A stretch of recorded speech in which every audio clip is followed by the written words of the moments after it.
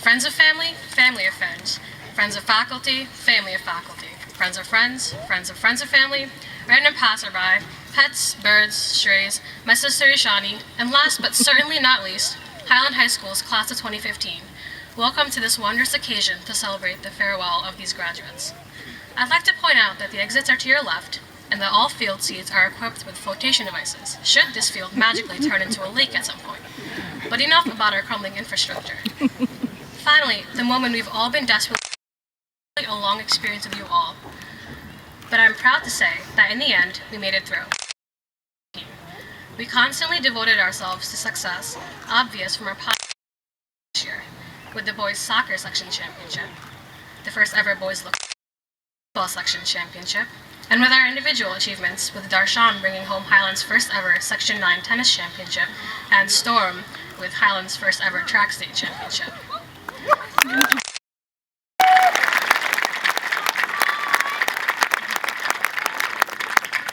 We are even undefeated in every fun ball and tug-of-war tournament that dotted our high school. We're pretty awesome. Word on the street is that the sports teams will go downhill when we leave. We'll see what happens. But when we first set foot in this building, clad in Converse and jeans, on September 7th, 2011, we had no idea of anything. We didn't know that Mr. Heath would use a sports whistle to quiet us down in class. We didn't know that Dr. Lin would use his classic, "All right, people, you know what I'm talking about" line to answer everything. We didn't know that Mrs. Horan's Algebra 2 and Trig class time is more precious than gold. And certainly, we didn't know that Mr. Montalera would retire last year. But one thing that we definitely did know was that this was the last 4 years we all had together. 4 long years that culminated in a piece of paper. We knew that we would support each other entirely throughout it. We appreciated the importance of friendship, unity, compassion, kindness, youth, optimism, and understanding. And as much as we complained about Highland's occasional atmosphere of gloom and nothingness, our size, unity, and memories have created a special bond between us graduates that we will never have again. We successfully survived the oft-stressful days of high school with light and free hearts. And so, in a world teeming with controversy, blight, and turmoil, I urge you all to bring your humor, optimism, empathy, and humanity wherever you go. But this isn't goodbye. Highland has been our home for many years, and it won't change. Mr. Masson, who knows well about my passion for travel, wrote in my yearbook, "I hope you'll be able to visit all 7 wonders of the world someday, but know that you'll always have a home at Highland." Indeed, Highland will always be one of our homes. Highland won't change, but we will. Look to the people sitting next to you, graduates. I can't, with any real degree of certainty, declare that we have future world leaders among us, but we definitely have doctors, teachers, researchers, performers, and all in all, brave and driven souls among us.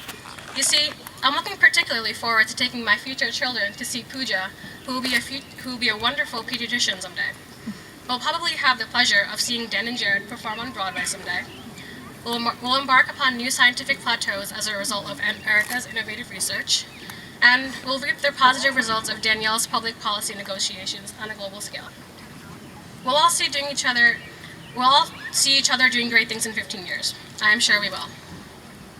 Since I did somehow end up here, standing before you, I feel obligated to tell you the truth about some motivational colloquialisms that have found their way onto the Hallmark cards under the graduation section.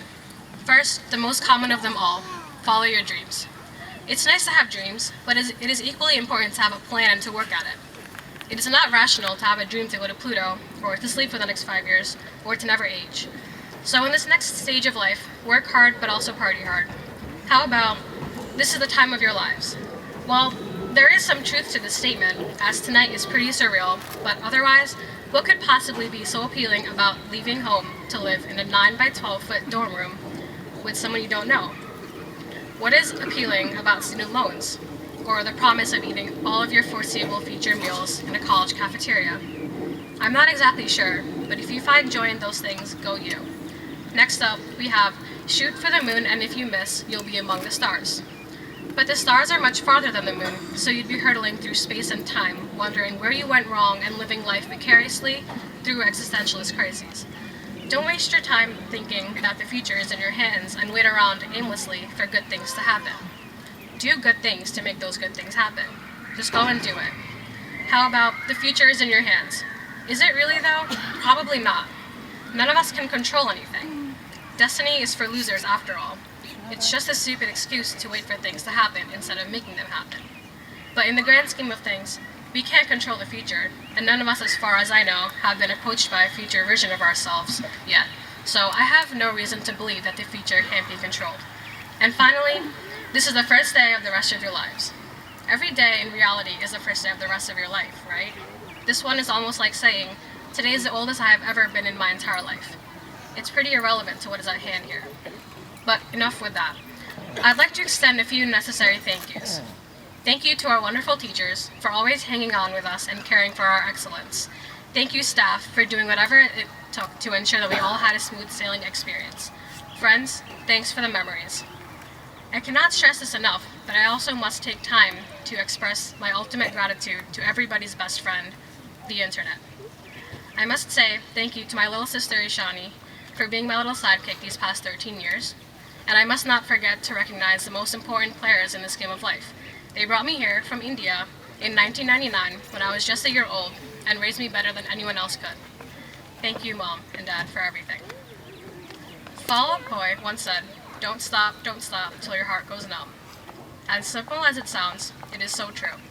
If I really want to get something across to my fellow graduates in the speech tonight, it would be that after everything is discounted and every excuse has been gone through, nothing can really stop you but your heart.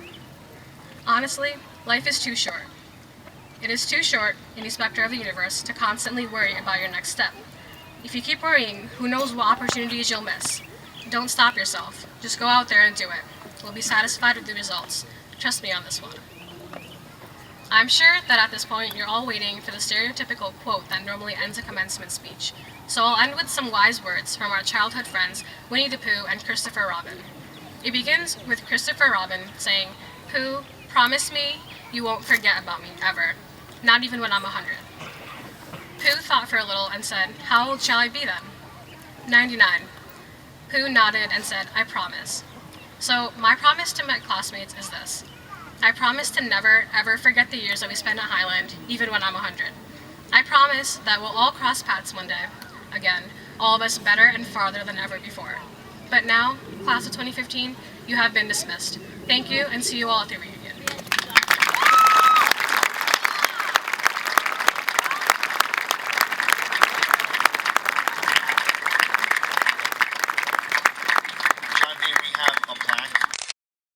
For the class of 2015, and you hum forward and what future you're off to. This fall I'll be going to Stony Brook, and I've been accepted to an 8-year medicine program, which after process of applications and essays and everything, I was selected to be a part of this 7-member group at Stony Brook, which will carry on until 2023, and I will culminate my experience at the Stony Brook School of Medicine, and I'll hopefully become a surgeon by then afterwards, but at this point I'm just glad to have been accepted to this program.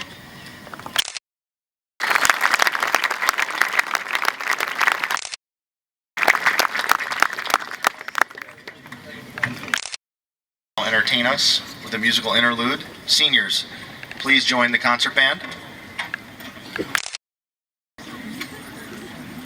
They will perform prairie dances for us.